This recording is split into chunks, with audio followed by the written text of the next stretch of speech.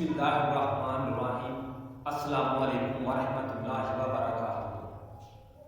میرے عزیز مسلمان بچوں، بزرگوں، جوانوں، آج کا جو ویڈیو بنانے کا ہمارا موضوع ہے وہ ہے اللہ تعالیٰ کا ذکر، کہ اللہ تعالیٰ کیسے جب اس نے کسی انسان کو بخشنا ہوتا ہے تو کیسے اس کی زبان پر اپنا ذکر جاری کر دیتا ہے۔ اور اسی متعلق حضور پاک صلی اللہ علیہ وآلہ وسلم کی ایک حدیث آپ کے ساتھ شیئر کروں گا۔ میرے عزیز اور پیارے مسلمان بہنوں، بھائیوں، بچوں اور بزرگوں، سب سے پہلے ہمیں اس خدا کا کروڑا شکر ادا کرنا چاہیے کہ جس نے ہمیں مسلمان گھرانے میں پیدا کیا۔ ہم ایک مسلمان ہیں، اپنے آخری نبی حضرت محمد صلی اللہ علیہ وسلم کے امتی ہیں۔ اس بات پر ہمیں فخر ہونا چاہیے۔ آپ خود ہی اس بات کا اندازہ لگا لیں کہ جب انسان پیدا ہوتا ہے تو اسے کوئی علم نہیں ہوتا کہ میں کس گھرانے میں پیدا ہونے لگا، وہ مسلمان کا گھرانہ ہے یا غیر مسلم کا ہے۔ تو ہم الحمدللہ اس بات پر ہمیں فخر ہے کہ ہم مسلمان گھرانے میں پیدا ہوئے ہیں۔ حضور پاک صلی اللہ علیہ وآلہ وسلم نے ارشاد فرمایا کہ جب ایک انسان اللہ تعالیٰ کا ذکر کرتا ہے تو وہ ذکر اللہ کے ہاں پیش ہو کر اس آدمی کی سفارش کرتا ہے کہ اے میرے اللہ، تیرے فلاں بندے نے تیرا ذکر کیا ہے، تو اسے بخش دے۔ تو اللہ تعالیٰ ارشاد فرماتا ہے کہ اے میرے ذکر، میں اسے بخش دوں گا۔ تو وہ ذکر دوبارہ عرض کرتا ہے کہ اے میرے اللہ، اسے ابھی بخش دے۔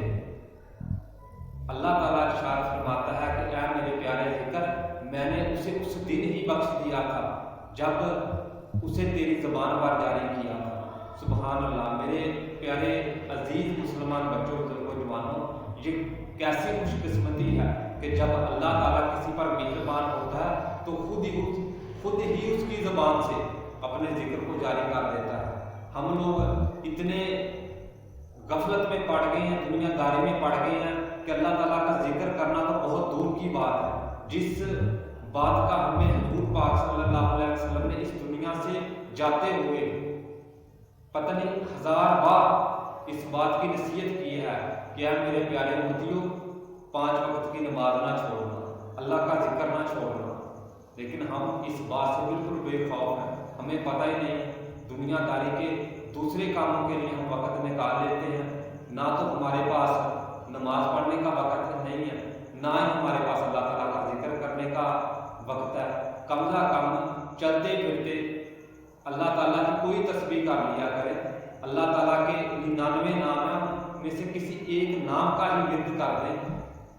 جس نام کو آپ کسی کے سامنے مثال کے طور پہ لگا، آپ گلی میں جا رہے ہیں تو وہاں آپ ذکر کرتے جا رہے ہیں، بے شک ہمیں کوئی انسان نہیں سن رہا، لیکن قیامت والے دن جب اللہ کے حضور پیش ہوں گے تو گلی کے جو اینٹ روڑے وہ ہمارے گواہ ہوں گے کہ یا اللہ، یہ تیرا ذکر کر رہا تھا، میرے پاس سے گزرا، وہ ہماری شہادت دیں گے۔